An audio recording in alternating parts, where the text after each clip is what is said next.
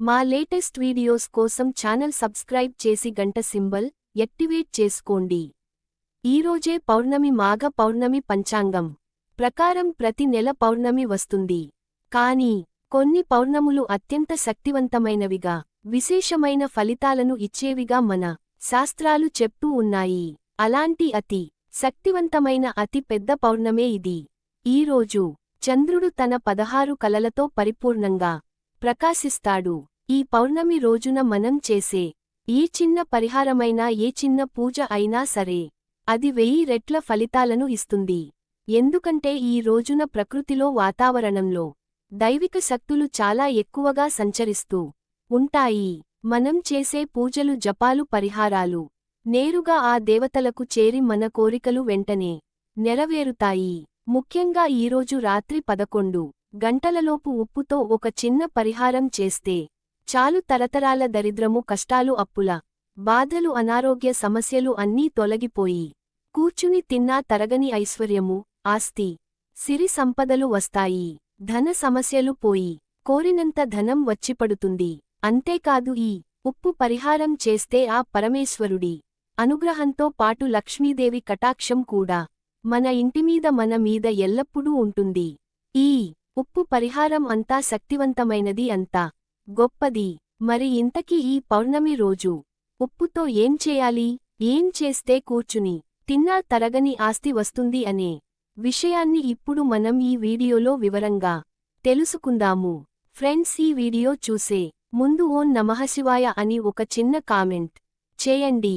అలాగే ఈ వీడియోకి ఒక లైక్ కొట్టడం మర్చిపోవద్దు. ఇక వీడియోలోకి వస్తే, ఈ పరిహారానికి మనం వాడబోయే ముఖ్యమైన వస్తువు ఉప్పు. మన అందరి ఇళ్లల్లో ఉప్పు ఉంటుంది. ఉప్పు లేనిదే మనకు రోజు గడవదు. వంటల్లో రుచికి వాడే ఉప్పులోనే అద్భుతమైన దైవిక శక్తి దాగి ఉందని మీకు తెలుసా? సాక్షాత్తు ఆ శ్రీ మహాలక్ష్మీదేవి స్వరూపమే ఉప్పు. క్షీరసాగ మదనం జరిగినప్పుడు లక్ష్మీదేవితో పాటు ఉద్భవించిన వాటిల్లో ఉప్పు కూడా ఒకటి. అందుకే ఉప్పును లక్ష్మీదేవి సహోదరిగా భావిస్తారు. ఎక్కడైతే ఉప్పు ఉంటుందో అక్కడ లక్ష్మీదేవి స్థిరంగా ఉంటుంది.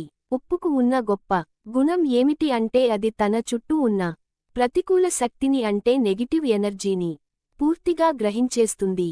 మన ఇంట్లో ఉండే కంటి దృష్టి, నరదృష్టి, అసూయ, ఈర్ష్య వంటి చెడు శక్తులన్నిటినీ ఉప్పు స్వీకరించి ఆ ప్రదేశాన్ని శుభ్రపరుస్తుంది. అందుకే మన పెద్దలు ఎప్పుడూ ఉప్పును కింద పారేయకూడదు, దాన్ని ఎవరికీ అప్పుగా ఇవ్వకూడదు, చేతికి అందించకూడదు అని చెప్తూ ఉంటారు. ఎందుకంటే ఉప్పును మనం ఎంత గౌరవంగా చూసుకుంటే మన ఇంట్లో లక్ష్మీదేవి అంత స్థిరంగా ఉంటుంది. పౌర్ణమి రోజు దుకాణానికి వెళ్లి ఒక కొత్త ఉప్పు ప్యాకెట్ కొనుక్కొని ఇంటికి తీసుకువస్తూ ఉంటే చాలా మంచి శుభ ఫలితాలు కలుగుతూ ఉంటాయి. ప్యాకెట్ ఉప్పు అయినా పర్వాలేదు, గల్లులు ఉప్పు అయితే ఇంకా శ్రేష్టం. అలా ఈ పవిత్రమైన రోజున కొత్త ఉప్పును ఇంటికి తీసుకురావటం అంటే సాక్షాత్తు లక్ష్మీదేవిని మన ఇంటికి ఆహ్వానించడంతో సమానం. ఇలా చేయటం వల్ల ఇంట్లో ధనానికి, ధాన్యానికి ఎటువంటి లోటు ఉండదు. అలాగే ఈ వంటగదిలో ఉప్పు నిల్వ చేసుకునే జాడిని ఎప్పుడూ నిండుగా ఉండేలాగా చూసుకోండి.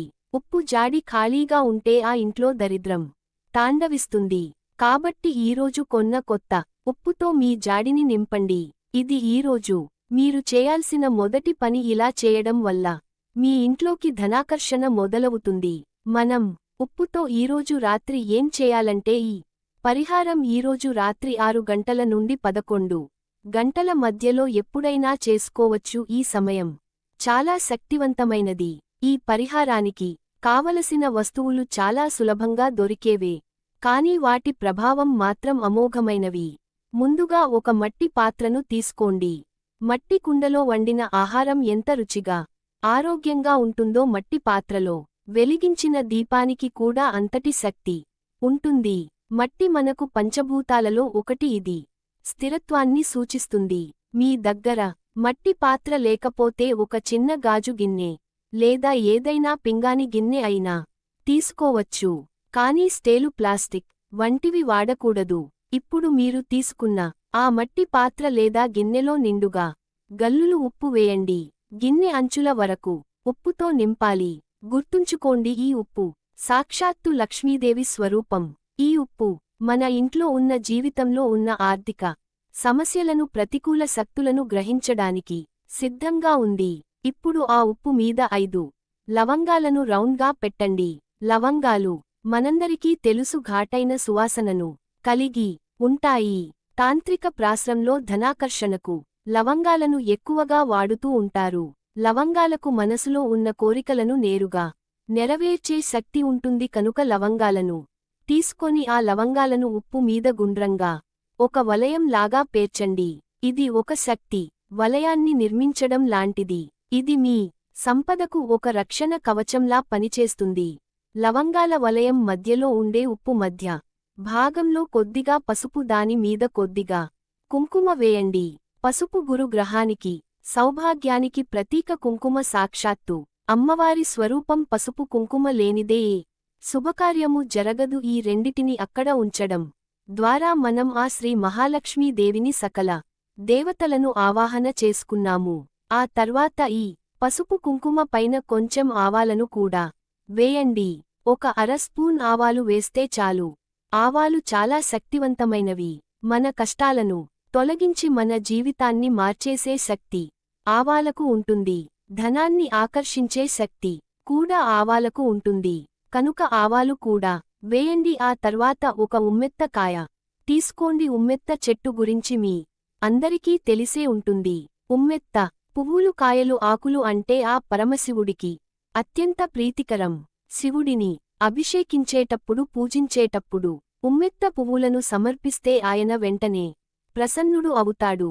ఈ ఉమ్మెత్తకాయకు మన జీవితంలో ఉన్న ఎంతటి తీవ్రమైన కష్టాన్నైనా, గ్రహదోషాలనైనా, శత్రుబాధనైనా తొలగించే శక్తి ఉంది. మీరు ఒక ఉమ్మెత్తకాయను తీసుకోండి. దానిని జాగ్రత్తగా పైన మూతలాగా కోసి లోపల ఉన్న గింజలన్నిటిని పూర్తిగా తీసివేయండి. ఇప్పుడు ఆ కాయ ఒక చిన్న ప్రమిదలాగా, ఒక గిన్నెలాగా తయారవుతుంది. ఉమ్మెత్తకాయ విషపూరితమైనది కాబట్టి ఈ పని చేసేటప్పుడు కొంచెం జాగ్రత్తగా ఉండండి. పని పూర్తి అయిపోయినాక చేతులు శుభ్రంగా కడుక్కోండి. ఇప్పుడు ఉమ్మెత్తకాయతో మనం తయారు చేసుకునే ఈ చిన్న ప్రమేదను మనం ముందుగా సిద్ధం చేసుకున్న ఉప్పగిన్నె మధ్యలో పసుపు, కుంకుమ, ఆవాలు పెట్టిన చోట అమర్చండి. అంటే ఉప్పు మీద, లవంగాల మీద, వలయం మీద, దాని మధ్యలో ఈ ఉమ్మెత్తకాయ ప్రమిదం ఉండాలి. ఇప్పుడు ఆ ఉమ్మెత్తకాయ ప్రమిదలో నువ్వుల నూనె పోయండి. నువ్వుల నూనెతో దీపం వెలిగించటం వల్ల శని గ్రహ దోషాలు, మనకు ఉన్న కర్మఫలాలు, ఉరణ బాధలు అన్నీ తొలగిపోతాయి. తర్వాత ఆ నూనెలు 2 దూది వత్తులను తీసుకొని ఒకే వత్తిగా చేసి వేయండి. ఇప్పుడు మీరు తయారు చేసుకున్న ఈ ఉప్పు ఉమ్మెత్త దీపాన్ని మీ ఇంట్లో పూజ గదిలో శివుడి పటం లేదా శివలింగం ముందు పెట్టండి. ఒకవేళ శివుడి పటం లేకపోతే లక్ష్మీదేవి పటం ముందు లేదా మీ ఇష్ట దైవం ముందు అయినా సరే పెట్టుకోవచ్చు. ఇప్పుడు ఆ ఉమ్మెత్తకాయ ప్రమిదలో ఉన్న వత్తిని ఏక హారతితో వెలిగించండి. దీపం వెలిగించిన వెంటనే మీ 2 చేతులు జోడించి కళ్ళు మూసుకొని ఆ దీపపు జ్యోతిని మీ మనసులో ఊహించుకోండి.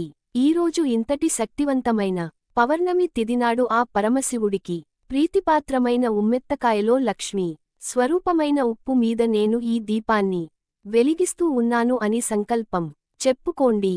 ఓ పరమేశ్వర, నా జీవితంలో ఉన్న సకల దరిద్రాలు, దోషాలు, కష్టాలు, అప్పుల బాధలు, శత్రు పీడలు అన్నీ ఆ దీపపు జ్యోతిలో కాలి బూడదైపోవాలి.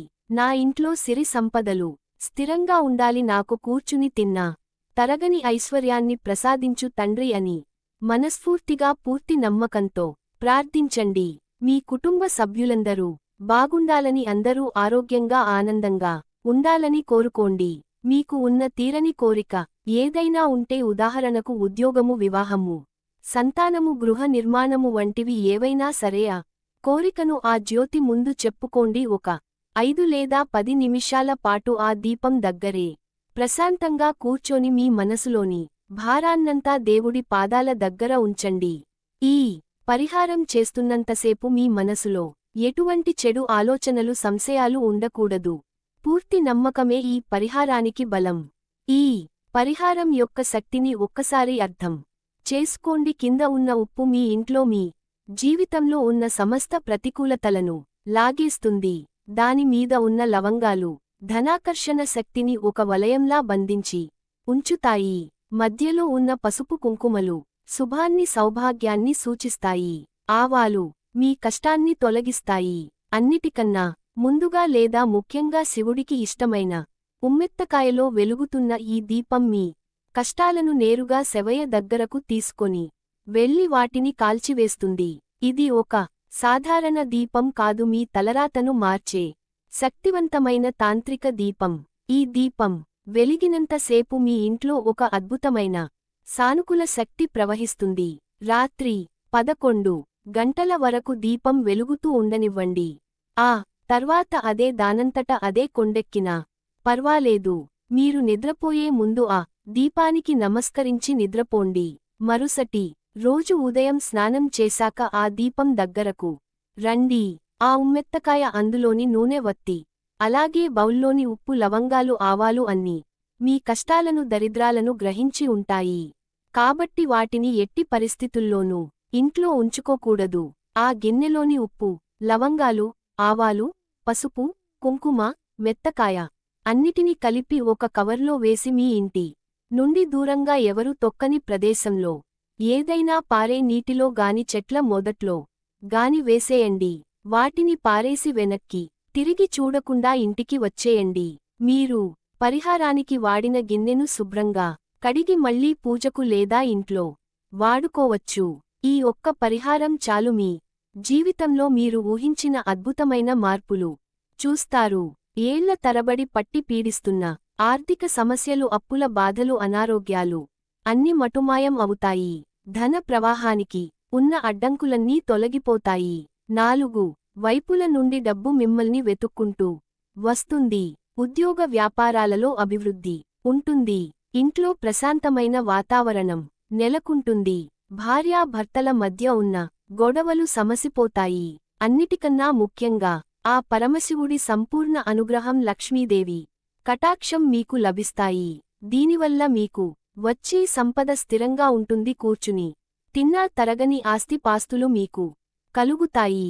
ఈ పరిహారం అంత శక్తివంతమైనది కనుక ఈ అద్భుతమైన పౌర్ణమి రోజున ఈ అవకాశాన్ని ఎవరూ వదులుకోవద్దు. పవర్ పూర్తి విశ్వాసంతో ఈ పరిహారాన్ని ఆచరించి మీ జీవితాన్ని బంగారుమయం చేసుకోండి. శివయ్య అనుగ్రహంతో మీ కోరికలు నెరవేర్చుకోండి. చాలా మంది జీవితంలో ఎంతో కష్టపడుతూ ఉంటారు. రాత్రి వగలు తేడా లేకుండా శ్రమిస్తారు. అయినా కూడా చేతిలో డబ్బు నిలవదు. వచ్చిన డబ్బు వచ్చినట్టే ఖర్చుయిపోతుంది. అనవసరమైన ఖర్చులు, అనారోగ్య సమస్యలు, అప్పుల బాధలు ఇలా ఏదో ఒక రూపంలో వారిని వేధిస్తూ ఉంటాయి. ఎంత కష్టపడినా చేతిలో డబ్బు అనేది మిగలదు. అలా విపరీతమైన ధన సమస్యలు ఉన్నవారు ఈ పరిహారం చేసుకుంటే అద్భుతమైన ఫలితాలు వస్తాయి. అలాగే అప్పుల బాధలు ఉన్నవారు ఈ ఉప్పు పరిహారం చేసుకుంటే తొందరలోనే ఆ అప్పులన్నీ తీరిపోతాయి.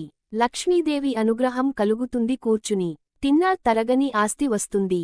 కనుక ప్రతి ఒక్కరు కూడా ఈ పౌర్ణమి రోజు తప్పనిసరిగా ఉప్పుతో ఈ పరిహారం చేసుకొని శుభ ఫలితాలను పొంది సంతోషంగా జీవించండి. మాఘ పురాణంలోని ఈ వ్రత కథను ఎవరైతే వింటారో వారికి సకల దేవతల అనుగ్రహం కలిగి నుండి నూరేళ్లు సంతోషంగా జీవిస్తారు. ఈరోజు ఈ కథలను వింటే చాలు, ఈ వీడియోని చూస్తే చాలు, మీ దశ మారిపోతుంది. జన్మల పాపాలు, దరిద్రాలు, దోషాలు మొత్తం పోతాయి. అదృష్టం ఉన్నవారు మాత్రమే ఈ మాఘ పౌర్ణమి రోజు మాఘ పురాణంలోని ఈ కథను వింటారు. పూర్వం కావేరి తీరంలో ఒక చిన్న గ్రామంలో త్వనిష్ఠుడు అనే బ్రాహ్మణుడు ఉండేవాడు. అతనికి ఒక కొడుకు కూడా ఉన్నాడు. అతని పేరు దేవశర్మ. దేవశర్మ చిన్నతనము నుండి భయభక్తులు లేక అతి గారాభముగా పెరగటం వలన నీచ సావాసములు చేసి ఆచారాన్ని విడిచి ప్రవర్తించసాగాడు. అతని దురాచారములను చూసి ఒకరోజు అతని తండ్రి దగ్గరికి పిలిచి, బిడ్డనీ, దురాచారములకు అంతు లేకుండా ఉన్నది. నీ గురించి ప్రజలు రకరకాలుగా చెప్పుకుంటున్నారు. నన్ను నిలదీసి అడుగుతున్నారు. ఈ నిందలు నేను పడలేకపోతున్నాను.